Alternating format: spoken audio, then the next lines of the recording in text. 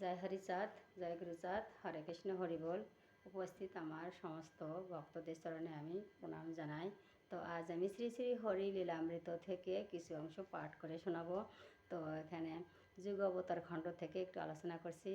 তো প্রস্তাবনা থেকে এখানে হরিচাঁদ ঠাকুর কী কারণে ধরাধামে অবতীর্ণ হয়েছিলেন সেই সম্পর্কে এখানে সুন্দরভাবে বর্ণনা করেছেন তারক সরকার।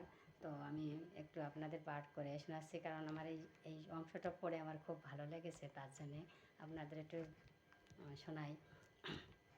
শুরু করছি।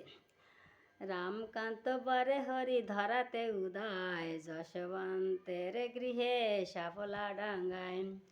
যশমন্ত গারস্থ ধর্ম জীবে শিক্ষা দিতে, প্রশস্ত গারস্থ ধর্ম জীবে শিক্ষা দিতে, অবতীর্ণ হরিচাঁদ আসি অবনীতে।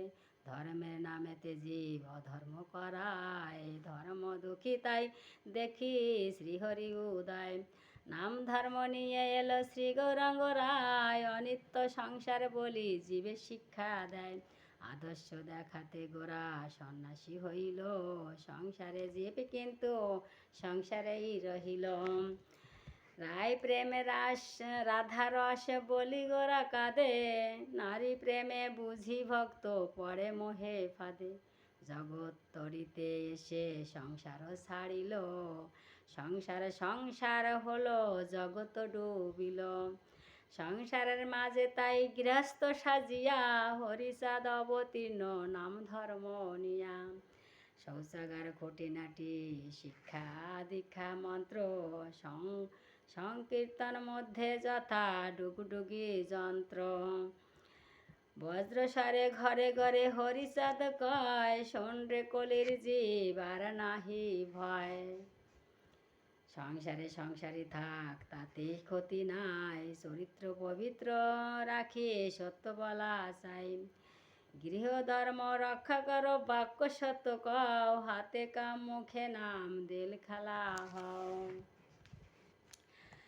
অসতের সঙ্গ ছাড়ি হরি হরি বলো, কুফলে বিফল হবে পাবে প্রেম ফল। পুরুষে করিবে ভক্তি পিতা মাতা ভাই, নারী পক্ষে পতি ভিন্ন অন্য গতি নাই। পরপতি পরসতী স্পর্শনা করিবে, না ডাক হরিকে হরি তোমাকে ডাকিবে। গৃহধর্ম গৃহকর্ম সকলই করিবে, হাতে কাম মুখে নাম ভক্তি রাখিবে।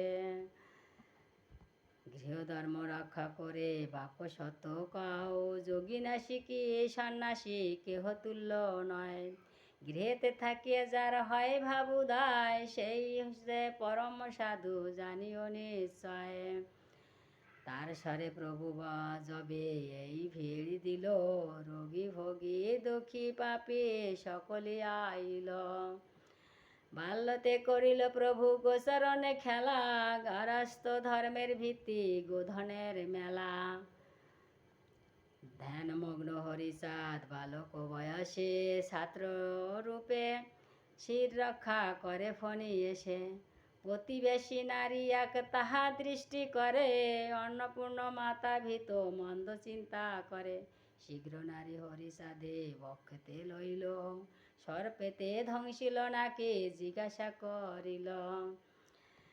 হরিচাঁদ বলে মাগো বৃথা করো ভয়, আমাকে ধ্বংসিবে সর্প এ কি কবু হয়। বালকের ছলা ভাবি জননী আশাস্ত, চক্ষু নাহি দেখে কবু লালট প্রশাস্ত। কৈশারে বালক সানে সখা ভাবে লীলা, অন্তরঙ্গ বিশ্বনাথে প্রাণ দান দিলা। কৈশোরে শেষ হলো প্রথম যৌবনে, শান্তি দেবী আসি মেলে শান্তিময় শনে। ব্রজনাথ দেহে যেই কৃষ্ণ শক্তি ছিল, হরিচাঁদ অঙ্গে আসি মিলিত হইল।